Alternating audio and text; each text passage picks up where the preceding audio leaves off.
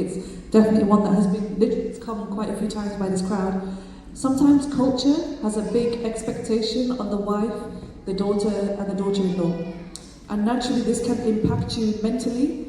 Is there any tips on avoiding the stress and the anger? Because as a human, sometimes stress and anxiety takes a toll. So there's anything that can help us to overcome this, especially when some of the males around me can be unhelpful and they don't understand the expectations as a woman?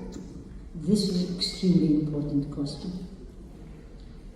And I see it more in the Indo-Pak than in the Arab. To a certain extent it is more. The expectation of the woman, the superwoman. You get married and you become the daughter of that family. But you're still the daughter of your own family. And then you are expected to serve 1 and 2 and 3 and 4 and 5. And I don't want, may Allah forgive me, not serve, but take care of. Right?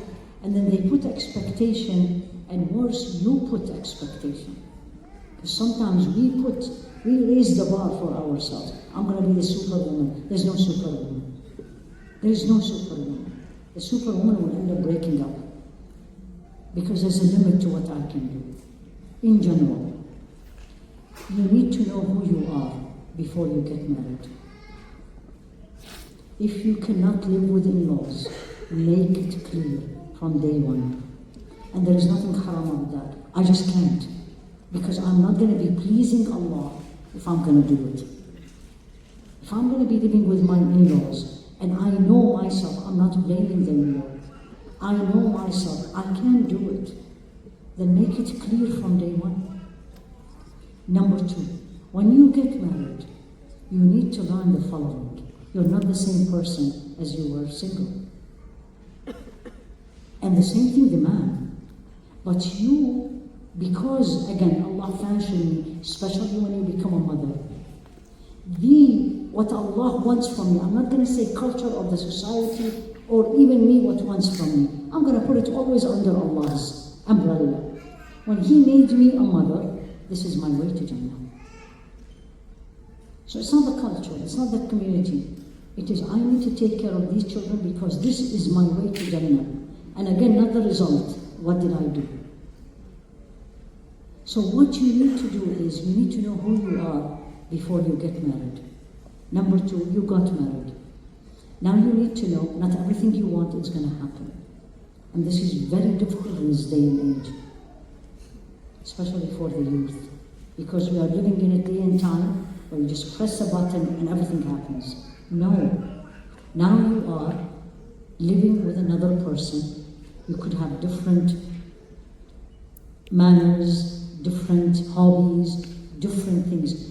And in general, and all the marriage people in this room agree, men think completely different than women. Yes or no? I call it the Y chromosome. You know the Y chromosome? Everybody? Okay. The Y chromosome is very different than the X chromosome. I didn't say better, and I didn't say worse. A'udhu billah, but it's different. You say something, you mean something, the man takes it completely different. Not because he doesn't understand you, but this is how they think. So when you are with a man, don't say he's better. It's just we are different. Learn to know the differences. And this comes with time also. When you get married, the most difficulty in marriage is, there's 2 phases of difficulty in marriage. How many of you are married here? And you're clueless. Right? As though you just went through it, Allah knows? No.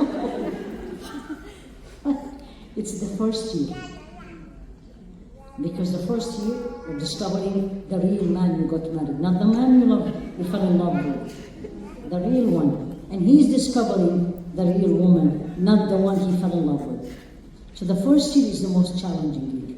And that's why it's the highest number of divorces in the first year. And then you know when is the second one? After 40.